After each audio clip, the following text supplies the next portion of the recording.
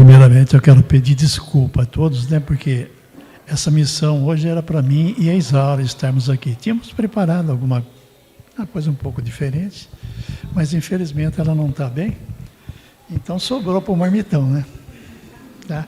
Mas é com grande alegria que a gente vem aqui, né? Talvez...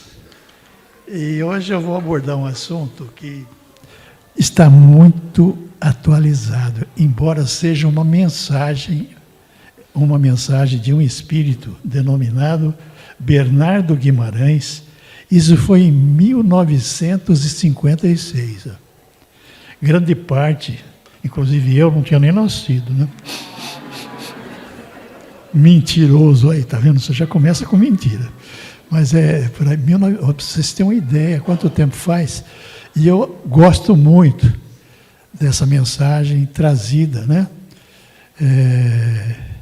Por nossa irmã Dolores Barcelar, no livro que se intitula Canção do Destino. É lindo, maravilhoso, e eu gostaria de dividir com vocês, porque isso me chamou muita atenção, e a gente vai ver como poucas coisas mudaram, né? De lá para cá, nesse tempo que recebeu essa mensagem, porque ela conta uma história. A semana passada nós tivemos aqui, né? Quem é Deus? Quem é Deus? Coisa bonita. E hoje nós vamos ver a história do bom ateu. Bom ateu. É o contrário, né? Muito bem. Então conta-nos esse espírito Bernardo Guimarães, na sua mensagem, que quando do infinito estava a ver as estrelas que velavam à distância a terra envolta em sombras, São Pedro recebera um estranho recado de Jesus, que o deixara um pouco perplexo e intrigado. Dizia Jesus no seu recado que o grande pescador fosse ter com ele, no reino do Pai, com a máxima urgência, confiando as chaves do céu a um anjo, conhecido seu e de todos, por ser um anjo de uma certa firmeza e que teria condições de substituir aquele a quem Jesus confiava a chave dos céus. Por quê? Esse anjo tinha sobriedade, ele tinha segurança, ele tinha atitude. Esses que são os requisitos necessários, né, para um bom guardião lá do céu. São Pedro rumou incontinente para as alturas dos céus e foi ao encontro do Mestre. Ele ia muito apreensivo, ele estava muito preocupado. O santo Galileu sabia que alguma coisa de muito grave Jesus queria com ele. Ele não podia prever o motivo daquele chamado do Mestre, porque ele tinha grande certeza. Algo de muito sério deveria ser, pensava ele, porque somente assim Jesus o arrancaria das suas tarefas, dos seus inúmeros afazeres, né? Poucas vezes Pedro tinha ido ao reino do Pai. Via o Mestre unicamente por ocasião de suas visitas de rotina no céu, quando eram tratados os assuntos mais sérios.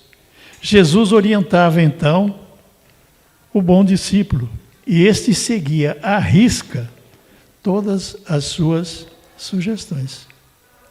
Pedro era muito obediente e nós temos conhecimento que ele era muito próximo de Jesus, né?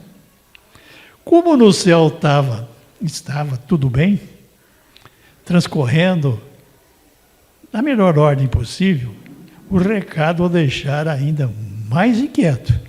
Por quê? Se o assunto não se relacionava com ele, com o céu, né, com o que estava acontecendo, deveria ser muito grave, certamente. Pedro não receava comparecer à presença do Mestre, porque não negligenciava o dever que tinha a cumprir. Ele era conhecido por sua extrema seriedade junto aos celestes habitantes. Ignorando o favoritismo, agia sempre com justiça, seguindo à risca os estatutos celestes. Era inútil bater as portas do céu com carta de recomendações. Veja bem, é inútil, e realmente isso nós sabemos que é inútil, né? Não adianta ir lá, né? Com ele, Pedro, não adiantava essas coisas. Não lhe abalava o conceito o saber que tal candidato ao céu fora ou era amigo de São Paulo, São José, Santa Teresa, ou mesmo de São Francisco de Assis, santo esse muito amigo dele, Pedro, né? Ali somente ingressava quem fosse senhor de comprovadas virtudes cristãs. Quanto ao mais, era perder tempo ir ter com Pedro, dizendo ao amigo deste ou daquele santo, que fossem, mandava ele categórico, bater a outra porta qualquer, menos ali, porque ali só penetrariam por merecimentos. Então não adiantava carteirada lá. Aliás, não adianta, né? Mas Pedro está sendo categórico em dizer isso aqui. Aliás, quem diz é Jesus. Ao chegar ao reino do Pai, o santo pescador fora ter com o mestre, que o recebeu com o carinho de sempre. Após os cumprimentos, as saudades, Jesus convidou o discípulo a tomar assento ao seu lado, interpelando-o com muita bondade. Muito trabalho no céu, meu bom Pedro? Nem tanto, mestre. Os candidatos se tornam cada vez mais escassos. Os justos que vivem lá não me dão nenhum trabalho. São tão bons, são tão humildes, são tão simples. Não me dão trabalho nenhum. Ainda há muitos lugares vagos. Muito, Senhor, muito. Responde Pedro. Quando me confiastes aquela mansão de justos, há mais de 2000 anos, pensei, isto aqui não vai comportar muitas almas. Porém, enganei-me. Os lugares continuam quase todos vagos. Paciência, Pedro. Os homens não sabem o que fazem. São crianças grandes, custam a aprender o caminho que vai levá-los ao céu. Jesus silenciou, meio cismático. Pedro pressentiu que ia saber naquele instante, porque fora chamado com tanta urgência. Esperava com paciência. O mestre explicou então, em minhas visitas a ti, tenho observado quão pequeno é o número de justos que ali aportam. Por isso resolvi voltar à terra, em tua companhia, para pesquisarmos as causas que têm desviado os homens do céu. Pedro, coçando a cabeça, ficou muito preocupado. Mestre, exclamou Pedro receoso, voltar à terra, depois do que vos fizeram? Acho uma grande imprudência, perdoai-me, Senhor. Oh, homem de pouca fé, nada temas. A doutrina que ensinei aos homens será o nosso salvo-conduto. Coitado, Jesus estava enganado. Por certo, toda a humanidade já o conhece e pratica. 2000 anos, afinal, não são 2 dias. O coração dos homens deve estar pleno de amor e de verdade. Não há mais lugar para ódios, vaidades, incompreensões na terra. Viu, Pedro? Coitado de Jesus. Fitando o espaço infinito, com estranheza, continuou Jesus. E é isso que me surpreende. Pergunto-me sempre Se o cristianismo está vitorioso na terra, por que o número de justos não aumentam dia a dia no céu? É o que me intriga também, mestre. E o pior é que tenho observado as poucas almas que têm ingressado ultimamente lá no céu, elas não falam em cristianismo, embora todas apresentem credenciais que lhes dão direito às plagas celestes. Uma dessas almas ignorava, desconhecia as vossas palavras, o sermão do monte. Imagina, mestre. No entanto, viveu na terra, por muitas existências, os vossos ensinamentos, apesar de desconhecê-lo. Veja. Colocação que marca a gente, né? Talvez, Pedro, elas tenham sido budistas ou muçulmanos. Não, mestre. Desconheceram por inteiro o postulado de qualquer religião. Chegaram ao cúmulo de ignorar a existência até mesmo do Divino Pai. Diziam-se ateias, porém cheias de boa vontade, muito mansas, aceitavam felizes todos os esclarecimentos que não possuíam. Era comovente vê-las, dando graças a Deus, puras e bondosas almas, essas ateias, Senhor. Ateias. Interessante, Pedro. Temos que ir com brevidade, a máxima urgência, averiguar essa história.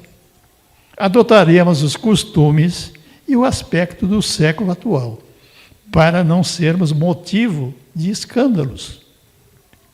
E se assim o mestre deseja, disse Pedro. Desejo, Pedro. E ainda mais, só mesmo em situações delicadíssimas usaremos os meios comuns à nossa vida de espíritos experimentados. Quer dizer, eles não iam utilizar-se do poder que tinham, né? Para não assustar ninguém. Se assim deseja, vamos nós. Agora tratemos de traçar o nosso itinerário. Jesus disse: iremos primeiro a Jerusalém. Quero rever aquela terra e aquele povo que me abrigaram um dia e que vos crucificaram também, mestre. Não deve se esquecer nunca, disse Pedro. Jesus pareceu não ouvir as palavras do discípulo, que por muito o amar, não perdoara ainda de todo aquele bárbaro sacrifício da cruz. Pedro achava justa a sua própria morte. Merecera sofrer muito mais, pois covarde, pusilânime, poltrão, negaram o mestre por 3 vezes. Mas crucificaram a Jesus.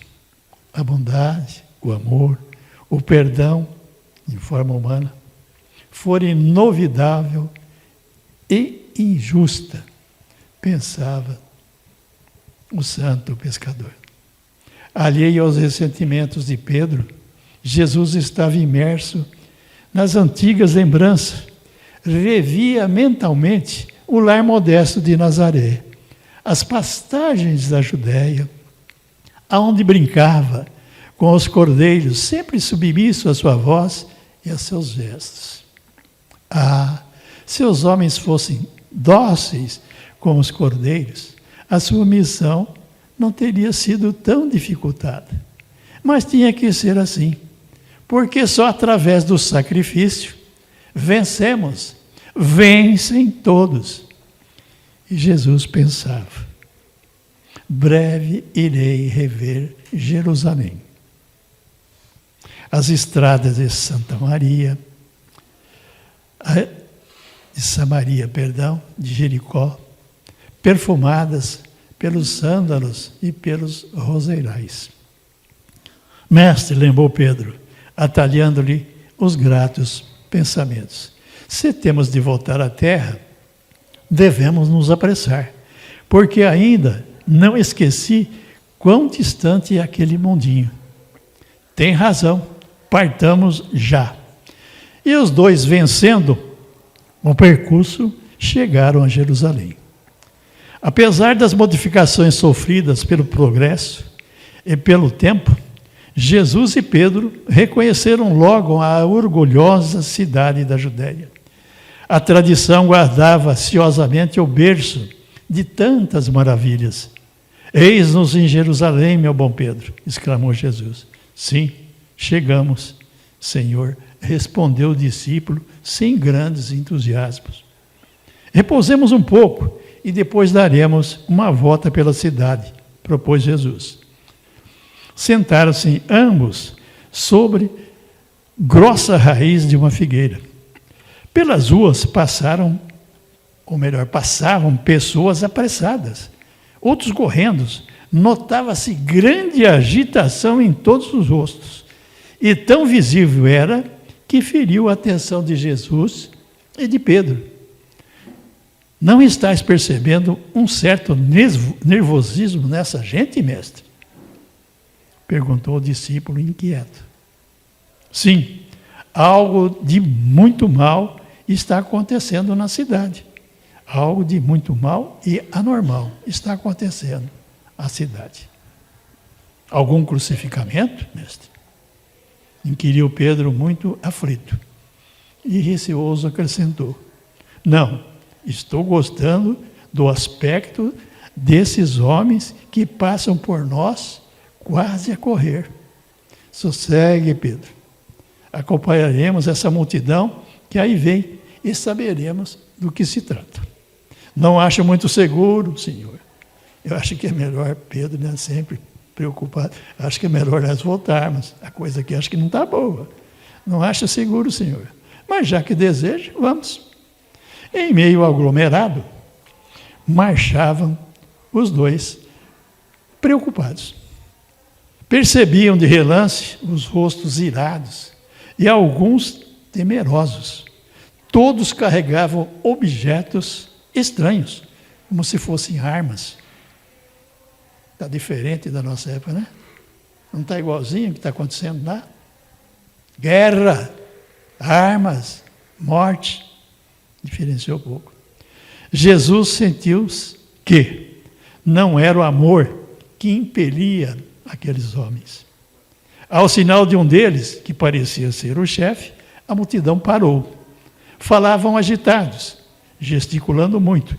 Que dizem eles? Perguntou Pedro a Jesus. Não percebo bem. Falavam de árabes odientos, morte aos filhos de Maomé. Parece que viemos ter a Jerusalém num dia de motim. Preciso acalmar esses corações, lembrar-lhes a fraternidade. Prudência, mestre. Seria aconselhável nós voltarmos para o céu, enquanto não nos notam a presença. A coisa aqui não está boa, vamos voltar. Porém, Jesus, banhado de paz e harmonia, subindo ao montículo de terra, dirigiu-se à multidão pedindo silêncio. Atenção, por Deus, atenção! A sua súplica foi recebida, com surpresa e espanto.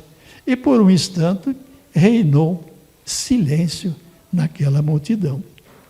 Para a aflição de Pedro, Jesus falava dizendo a todos: meus filhos, que ides fazer? A quem quereis atacar? Transformar esse ódio que vejo em vossos corações em amor. Perdoai ao inimigo que vos feriu, e as portas do céu não se fecharão às vossas almas. As últimas palavras do mestre foram abafadas por um vozear tremendo. Falavam todos a um só tempo raivosos, exclamavam a gritos: quem é ele? De onde surgiu esse maluco? É um espião árabe, certamente, afirmou uma voz sobrepujando as demais. Morte ao traidor, vociferou a multidão. Morte ao traidor. Mais uma vez, Pedro: mestre, vamos embora, eles vão matar outra vez. Silêncio, gritou o chefe. E aproximando-se de Jesus, perguntou-lhe: quem sois? Sou Jesus de Nazaré, o Messias que deu a vida por toda a humanidade. Uma gargalhada de escárnio saudou-lhe a resposta. Riam e gritavam: não somos cães nazarenos, o Messias ainda está para vir, e não será um profeta qualquer, como Jesus de quem usastes o nome. E alguns mais indignados iam esbofeteá-lo. Quando o chefe, contendo, asseverou: é um maluco, é um louco, não lhe dê importância. Sigamos, estamos desperdiçando tempo para que venhamos a surpreender os nossos inimigos. E a furiosa turba humana rumou para fora da cidade, perdendo-se à distância. Pedro e Jesus ficaram sozinhos. Pedro beijou as mãos de Jesus, que fitava tristemente os céus. Mestre, eles vos iam matar outra vez, exclamou o bom discípulo. Saiamos daqui enquanto é tempo. Vamos a outra parte. Jerusalém é a mesma de há 2000 anos. Ela e Israel continuam descrendo de vós, mestre. E hoje? Mudou? É a mesma coisa? Estão lá se matando. Tens razão, suspirou Jesus. Partamos, Pedro. Aonde ides? Agora, Senhor. Repetiu Pedro mais uma vez a célebre frase da estrada de Ostia. Vamos a Roma. O discípulo curvou a cabeça e seguiu o mestre, desanimado, porque sabia que boas coisas não iam aguardá-los. Roma, que modificações sofrera ela? Perguntava a si mesmo Pedro. Ao pisar as ruas da cidade eterna, o velho pescador não a reconheceu. Roma modificara-se. Com o tempo do passado, só restavam as suas ruínas. E foi diante de uma dessas ruínas que pararam. Por um instante, Pedro a reconheceu. Era o que restava do circo romano, cenário de tanto horror e glória. Era o Coliseu. Foi aqui que os primeiros cristãos sofreram o martírio por amor de vós, meu mestre. Daquelas corcomidas arquibancadas, acompanhei-os no sacrifício, chorando, e eu o conduzia a todos em meus braços para o céu, Pedro. Porém, caminhemos, vamos ao Monte Vaticano, aonde sofrestes o martírio da cruz. Desejo orar sobre ela, porque lá havia sido Pedro, crucificado também. Então Jesus gostaria de ir lá para orar sobre o Monte Vaticano. Isto aqui está tão diferente que não sei mais onde ele se ergue. Temos que perguntar a alguém. Indaga então dessa mulher que vem se aproximando. O Vaticano, informou ela, ergue-se entre o monte de que recebeu o nome e o rio Tibre. Ide por ali e encontrará. Vamos, mestre. Pedro não compreendera muito bem as palavras da mulher, mas seguiu o caminho por ela indicado. Assim, ambos foram ter a uma grande praça, em meio da qual se aglomeravam homens, mulheres e crianças, todos prostrados de joelhos, diante de um enorme palácio. Ainda indeciso do caminho a seguir, Pedro inquiriu novamente a um dos presentes: aonde encontrar o Vaticano? Surpreso, o interpelado exclamou: estais diante do Vaticano, signor.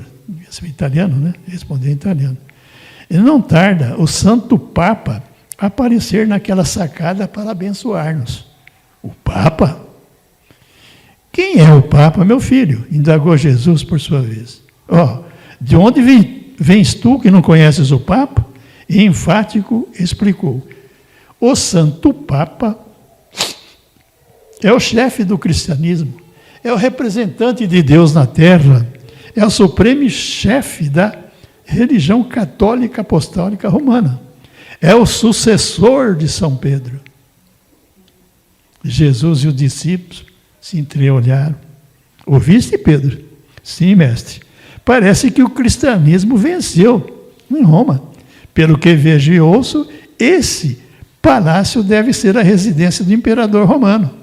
E ei-lo que surge naquela janela. Silêncio, pediu o informante, há pouco, que não perdia os dois de vista. Ora, pensava o homem, cismado, ignorar quem fosse o Papa? Coisa de doido, ou de algum anticristão qualquer.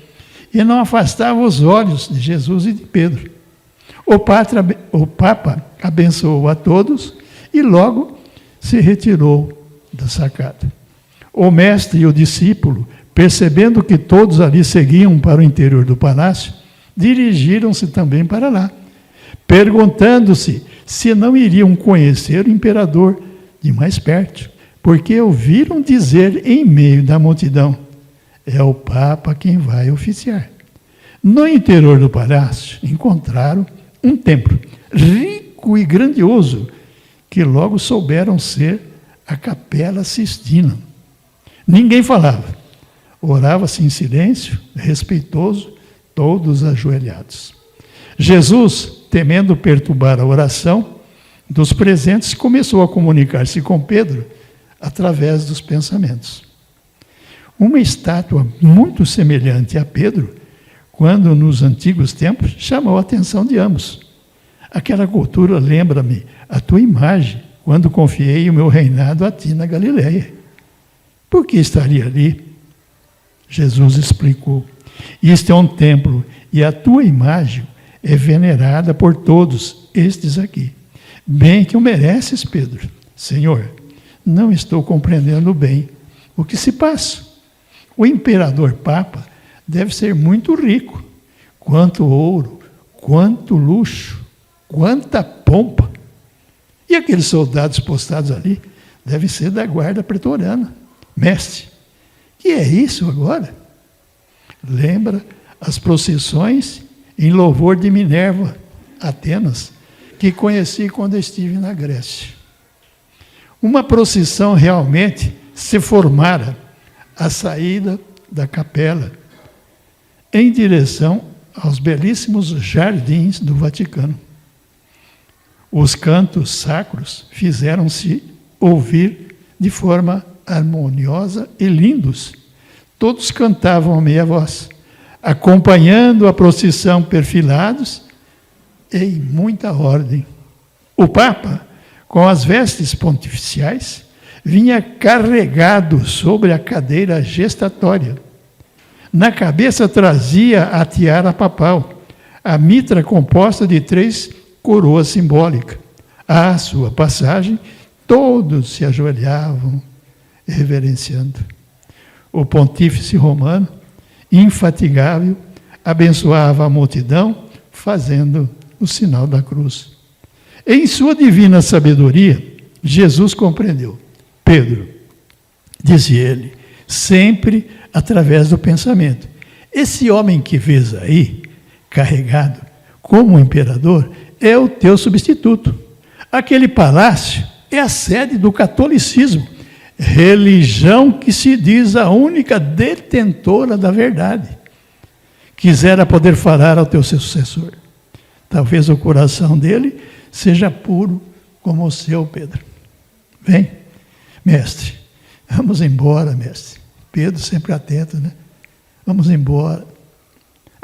Não vai dar coisa boa. Vamos embora, vamos voltar. O mestre, como sempre, né? Isso, com muita propriedade. Vamos ver o que tem esse representante de Deus para nos falar. Mestre, tudo isso aqui é muito estranho, aparentoso, suntuoso demais. E esses guardas de vestes tão coloridas e vistosas? Lembra-me os pretorianos de Nero. Saiamos desse lugar depressa, mestre.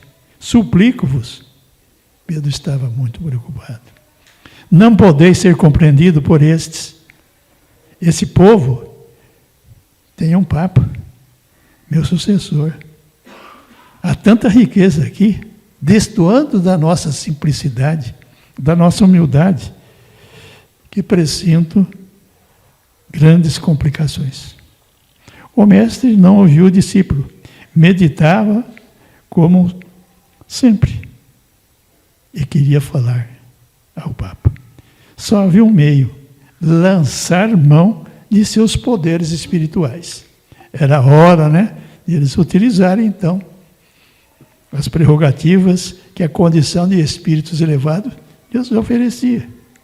Foi assim que, mais tarde, quando o pontífice romano, sentado em seu trono, recebia um embaixador qualquer que, curvando-se, lhe beijava os pés com reverência. Para a surpresa de todos os presentes, Jesus e Pedro se fizeram anunciar e surgiram ao lado do Papa.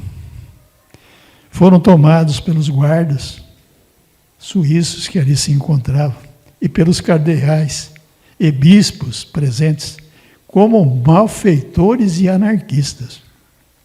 Quando iam ser afastados bruscamente do sagrado recinto, o Papa ordenou que os deixassem externar os motivos da presença de ambos, mas que fossem breve, pois o seu tempo era precioso. Jesus deu alguns passos em direção ao Papa, quando dizia a ele com mansuetude: muito pouco tenho a acrescentar aos antigos ensinamentos, meu filho, dizendo ele ao Papa. Santidade, corrigiu um dos cardeais indignados. Perdão, murmurou Jesus, e repetiu humildemente. Santidade. Estás perdoado, respondeu o Papa. Diz depressa o que desejas de mim. Sou Jesus de Nazaré. Este aqui é Pedro, meu apóstolo. Entreolharam-se todos com intenção. E os guardas aproximaram-se mais e cercaram o mestre. E o que deseja de mim? Perguntou, trocando um olhar de piedade com um dos embaixadores ali presente. Desejava saber que doutrina é essa que pregais aos homens em meu nome? A que deixaste nos teus evangelhos? Então não o compreendeste. Deixa-me explicá-la melhor agora. Não há tempo para tal. Retirai-vos ambos com o meu perdão e minha bênção. Ouvi-me, santidade. Na minha doutrina, não havia lugar para tronos e pompas, porque era toda baseada na humildade. E, pobre louco, murmurou o embaixador, é louco, mas está tomando o meu tempo, disse a santidade. E talvez seja desses furiosos, concluiu o outro, um cardeal. E depois de trocar um olhar de inteligência com o Papa, ordenou que Pedro e Jesus fossem retirados da sala. Os guardas os conduziram para uma espécie de parlatório, deixando-os a sós, enquanto descobriram, ou procuravam descobrir, de qual hospício tinham fugido aqueles dois. Veja só. Através dos vidros, das janelas, do palácio, os pinheiros de Janícola e os carvalhos da Vila Médici alegravam a paisagem de telhados coloridos, de colunas de arcos que além se descortinavam. Juntando as mãos, Pedro implorou: Mestre, mais uma vez, Mestre, afastemos desse lugar.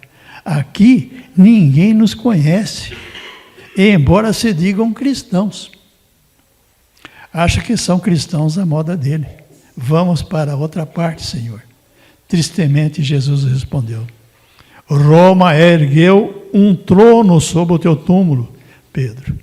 Que pensarão aquele monte, além do Vaticano, onde construíram um templo a ti? E o Tibre, testemunhas do martírio de quantos santos imolados para gozo dos imperadores, vendo sobre um trono, vivendo melhor, né? Sobre um trono, o seu sucessor, pomposamente, como um rei terreno. Que sei eu, mestre? Que poderão dizer o Vaticano e o Tibre, senão o mesmo que vos digo agora? Temo que necessitais imolar-vos novamente. Diz Pedro a Jesus. Partamos, Pedro, para que os guardas não voltem e nos peguem novamente. E distanciaram-se de Roma, chegando às terras dos antigos saxões. Era primavera, as flores em abundância encantavam os olhos, pássaros gorjeavam, pousados nas ramadas. Que bonito isso aqui, Senhor! Quantas flores, quantos pássaros, e como são azuis os olhos das crianças. Olha que beleza! É primavera, Pedro, que ela floresça também nos corações dos homens. Assim espero, mestre, que a humildade domine essa terra. Caminhando, Jesus e Pedro foram ter a um templo anglicano. Em seu interior, o antigo pescador comentou enquanto tomava assento em um dos bancos: gosto da simplicidade, mestre, que vejo nesse templo, que ele reine nas almas também. Sim, ouçamos o que diz aquele sacerdote. Irmãos, basta-nos a fé para atingirmos o céu, e nenhuma fé é maior que a anglicana. Façamos obras espalhando a nossa crença através do mundo. Só o anglicanismo conduz ao céu. Avante, pois missionários da verdade, espalhando-vos pela terra, arrebanhai almas para Jesus. Falam de vós, Senhor, murmurou Pedro satisfeito. Sim, estou ouvindo, disse Jesus. E de vos dar a conhecer a eles, mestre. Sim, quero explicar a eles que a fé é a chave, mas a obra é a fechadura. Só com o auxílio das duas, o homem ingressará no céu, no teu céu, Pedro. Tão desabitado ainda. O velho discípulo suspirou inquieto. Mestre, não seria melhor? Ia dizer ele outra vez, a gente cai fora daqui, ele ia dizer, né? Mestre, não seria melhor? Quando ele, Jesus, levantando-se, pediu a palavra, com a sua maneira tão suave de falar. Irmão sacerdote, gostaria de dirigir 2 palavras aos presentes. Toda a assistência voltou para fitá-lo, descontente da súbita interrupção. Que desrespeito, disseram alguns, a meia voz. Que ousadia, falaram outros. Silêncio, pediu o pastor. E voltando-se para Jesus, informou, solene e muito austero. Isto é um templo, uma casa de Deus, não uma assembleia pública. Mais respeito, eu vos peço, ó estranho. Perdão, pensei que numa casa de oração, como no templo de Jerusalém, todos pudessem ensinar, quando habilitados ou capacitados. Só os pastores podem pregar aqui. E sois pastor? Perguntou Jesus. Sim, pastor desse pequeno rebanho que espero conduzir ao aprisco do Senhor. Que assim seja. Alegrar-me-ia muito isso, disse Jesus. Mas, meu filho, ainda há pouco destes uma interpretação com que não combinamos muito. sobre a fé e a obra. Interrompendo a Jesus, o pastor perguntou: sabes com quem estás falando? Olha a carteirada aí. Nós tinha também já, né? Com o pastor de almas, dissestes? Com um dos maiores bibliógrafos de todo o Império Britânico. Afastai desse templo. Não vou perder tempo discutindo com qualquer um. Mas meu filho, fora, fora, apóstata, gritaram os fiéis. Fora, fora. Pedro, mais uma vez: Senhor, vamos embora, vamos voltar. Aqui nós não somos bem-vindos. Vinde, Senhor, vinde, tomando as mãos de Jesus. É inútil falar, eles não vos ouvirão. A primavera da verdade mal desabrochou nessas almas. Partamos, mestre, voltemos para o céu. Ainda não, Pedro. Vamos a uma parte da terra, há poucos séculos descoberta. Talvez lá encontremos a nossa doutrina com toda a sua longitude e com toda a sua primitiva pureza. Como deseja o mestre. Vamos então. Deixaram a loura Albião e, seguindo em direção do ocidente, aportaram Jesus e Pedro nas plagas americanas. Mal deram alguns passos, ficaram surpresos da quantidade de religiões esparsas por estas paragens. Viram em abundância templos católicos, budistas, metodistas, anglicanos, calvinistas, templo de não sei quantos credos. É verdade, né? Deparou, e a gente vê quantas religiões que temos aí hoje, né? Continua do mesmo jeito, e cada vez aumentando mais. Só interesseiros. Todos ciosos da verdade evangélica. Todos se degladiando na tribuna, em luta por uma supremacia religiosa. Notaram ainda, em suas pesquisas, que os choques de opinião surgiram até entre os fiéis de uma mesma crença, dando causa a cisão e rompimentos. Como os homens estão separados nessa terra, comentou Pedro. Que diversidade de credos e opiniões. Ninguém se compreende. Isso até parece uma nova Babel. Desse caldeamento, responde Jesus, de ideias e opiniões, surgirá um dia a verdade a iluminar a terra. 2000 anos se passaram e até agora nada, né? E continuaram a caminhar, conversando. Certa noite passaram diante de um novo templo, onde no frontispício liam-se em grandes letras: Tenda Espírita Jesus de Nazaré. A que religião pertencerá essa tenda? Inquiriu Pedro. A religião trazida à terra pelo Consolador que prometia aos homens, ao Espiritismo. Olha. Vamos entrar aqui também, mestre? Sim, Pedro. Logo mais. Ainda é cedo. Descansemos um pouco naquela praça, ali em frente.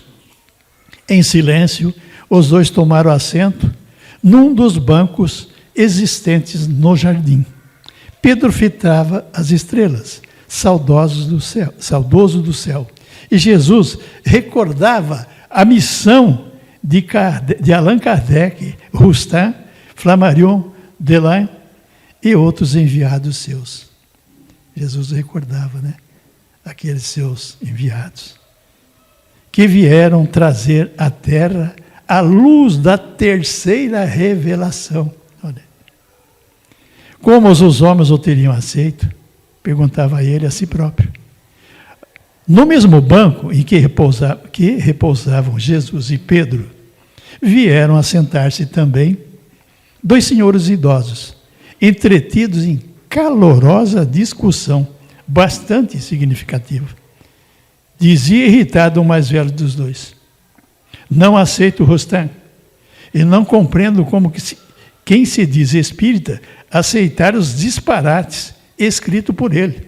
Jesus não podia ser um agênero, Não haveria merecimento em seu sacrifício, se assim fosse. Discordo de ti, respondeu o outro. Estou com Rostam. Jesus era um agênere. Tudo prova isso. Porém, contigo é inútil discutir. Sim, perdes tempo. Só aceito um espiritismo, o codificado por Allan Kardec. Fora dele, só há mistificação e incoerência. Estás errado. Kardec e Rostam trabalharam ambos pela mesma causa. Esta é a verdade histórica.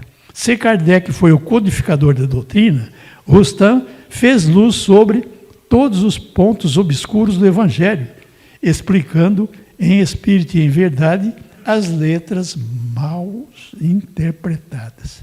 Não aceito o que afirmas. Considero a obra de Rostam apócrifa. Quer dizer, fora da verdade, né? E vos declaro isso mesmo, e vou declarar isso mesmo pela imprensa em meu próximo artigo. Ainda bem que não tinha internet naquele tempo, né? Se não. Diante disso, bem vês, não podemos continuar juntos, dirigindo o mesmo centro. Temos de nos separar. De pleno acordo, és um falso espírita. Falso espírita é tu. Levantaram-se, ambos exaltados, dirigindo-se para a tenda. Eles nem nos viram, Senhor, disse Pedro. A exaltação cega os homens, responde Jesus. Porém, penetremos no templo espírita agora. Chegaram no momento preciso em que a sessão ia começar. Confundidos na assembleia, fazendo-se impercebido dos presentes, observavam os trabalhos espirituais. A manifestação dos obreiros do alto não se fez esperar. Revelaram-se através dos médiuns, com humildade, pregando a paz, o amor, a fraternidade. Falavam da união e da caridade. Suplicaram a todos que exemplificassem o Evangelho. E após algumas explanações doutrinárias, feito uma prece, encerraram a sessão. Em dois grupos separados, falavam, gesticulavam os dois contendores de há pouco. Que há, mestre? Uma cisão, Pedro. Aqui também os homens não se compreendem. Verdade, né? Os homens não se compreendem em nenhum lugar. Não tem lugar. Dentro do centro espírita, como diz aqui, também há divisões. Uma cisão, Pedro. Aqui também os homens não se compreendem. Falam muito de fraternidade, mas não as praticam. Enquanto discutem, vê quantos espíritos ansiosos por esclarecimentos neste recinto. E aí fora, quanta miséria à espera de socorro. E eles brigando lá dentro. As religiões estão mescladas de paixões terrenas, e as paixões cegam as almas, desviando-as do caminho do céu. O mesmo espírito que impele há milênios judeus e árabes a destruição recíproca, a guerra sem trégua, porque a paz se faz nos corações e não nos tratados. Domina também quase todas mentes dos fiéis dos diversos credos religiosos existentes sobre a terra. Lutam eles por uma supremacia religiosa, dizendo-se senhores da verdade, diletos de Deus. É isso, lamentavelmente, que nós vemos, né? As religiões querendo ser, cada um a dona da verdade. Estamos vivendo, olha aqui, isso aqui foi ditado em 1956. A guerra entre os judeus lá em Jerusalém. E o que está acontecendo em Israel? Atacando, matando os outros também. Isso aqui já vinha daquele tempo. Como se a verdade fosse apanágio desta ou daquela religião. Não tem. Todas elas, se praticassem o amor, a fraternidade, seriam boas. Porém, ela pode estar no coração do budista, do israelita, dos anglicanos, do espíritas, se souber qualquer deles exemplificar o amor ao próximo. Ela está na alma do homem que o pratica, que pratica o bem. Não porque assim determina a sua religião, mas por amor ao semelhante. Verdade, tem que ter amor no coração. Não fazer aquilo que a igreja manda, que nem sempre é distribuir amor, né? Que é a verdade, senão amor e harmonia. E onde se encontra ela? Nos volumosos tratados filosóficos religiosos? Não. No coração do homem bom, não obstante a sua crença. Não importa a crença. Se o homem for bom, ele está a caminho do céu.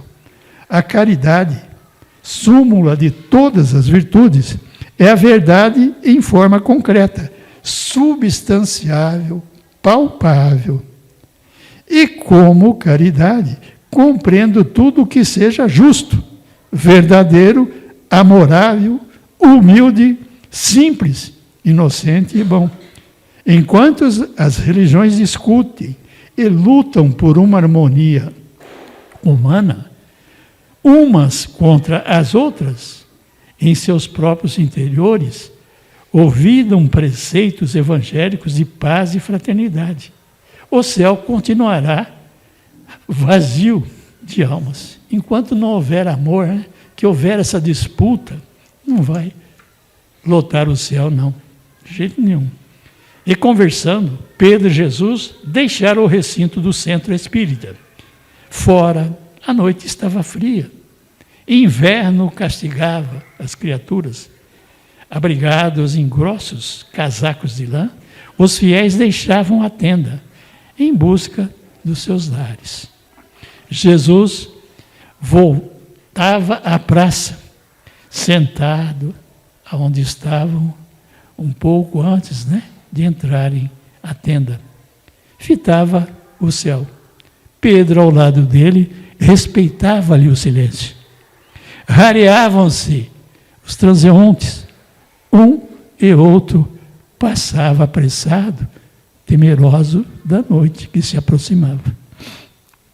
As luzes da tenda e nos lares vizinhos apagaram-se.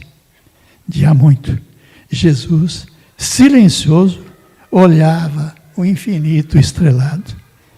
Surgindo das sombras do jardim, caminhava uma mulher com dificuldade, carregando nos braços nus uma criança mal abrigada em um velho chale. De instante a instante, a mulher tossia. Em passos lentos, aproximou-se de um dos bancos e, aconchegando o filhinho ao peito, assentou-se, tossindo. Pedro ia levantar-se para socorrê-lo, mas Jesus fê-lo sentar e ficar onde estava. Um homem que o santo pescador não tinha ainda percebido, aproximou-se da mulher e parecia que lhe dizia algo. Pedro e Jesus não ouviram palavras, notaram apenas os seus gestos. Viram assim, quando o tal homem, descobrindo-se, entregou o abrigo que trazia à pobre mulher. E quando ele, sem esperar pelos agradecimentos dela, saíra a cantarolar pelo jardim afora. O que sucedeu após foi tão rápido que Jesus e Pedro mal puderam presenciar os fatos. Ou melhor, precisar os fatos, Acompanhavam com o olhar o homem bom que socorrera a indigente. Quando viram que este fora agredido por um salteador, em meio de uma das alhas do jardim. Através da visão espiritual, puderam ver toda a cena que se desenrolava além. Ameaçando com uma arma a vítima indefesa, o ladrão não viu que um guarda se aproximava. E quando quis fugir, já era tarde. O guarda o continha sob a mira do seu revólver. As palavras do policial chegaram até Pedro e Jesus. Inquiria ele a vítima do salteador. Quanto lhe roubou esse larápio? Nada. Pedi-me apenas um auxílio. Como? Pedir um auxílio? Se eu vi ele te assaltando? Ainda há pouco, exclamou incrédulo o guarda. O senhor se enganou certamente. E a arma que ele tem nas mãos? Que significa ela? Querendo vendê-la, me mostrava. E o homem, aproximando-se, aturdido do ladrão, tirou do dedo um anel e entregou ao seu agressor, recomendando-lhe: toma, vende esse precioso e valioso anel. Com o produto dele, trate de se afastar daqui. Vai para longe reconstituir a tua vida com honestidade. Por um momento o ladrão hesitou. Ele ficou estupefato. O que estava acontecendo? Nem ele estava entendendo, né? Mas, criando coragem, segurou a dádiva e, deixando cair a arma, curvou-se, beijou a mão que lhe estendia compassivo. Logo após, ele desaparecia dentro da noite, ante ao olhar perplexo do guarda que exclamou: que loucura, senhor! O homem deu de ombros, indiferente. O guarda, resmungando, continuou a sua ronda noturna.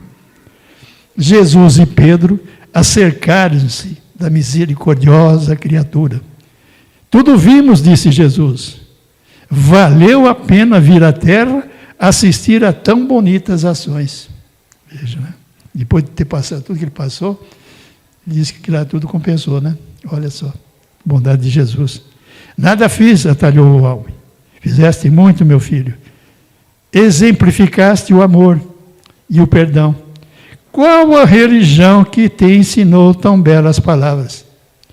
Nenhuma, Senhor. Sou ateu. Ateu?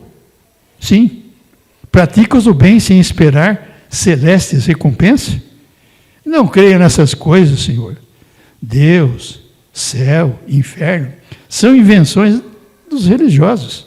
Ajudo a um semelhante apenas por piedade. Nada mais. Até logo, meus senhores. És um santo espírito, meu filho. Até logo. Respondeu Jesus com intenção. E vendo-o desaparecer nas sombras do jardim, disse ao discípulo: Pedro, eis ali um dos teus justos. Vamos aguardá-lo no céu. A noite continuava sombria sobre a terra, mas lá no alto as estrelas velavam. Pedro e Jesus voltaram. E lá estão aguardando criaturas que, muito embora se dizem ateias, fazem o que o seu Evangelho nos trouxe. E nós, o que estamos fazendo? Jesus nos abençoe. Muito obrigado pela atenção.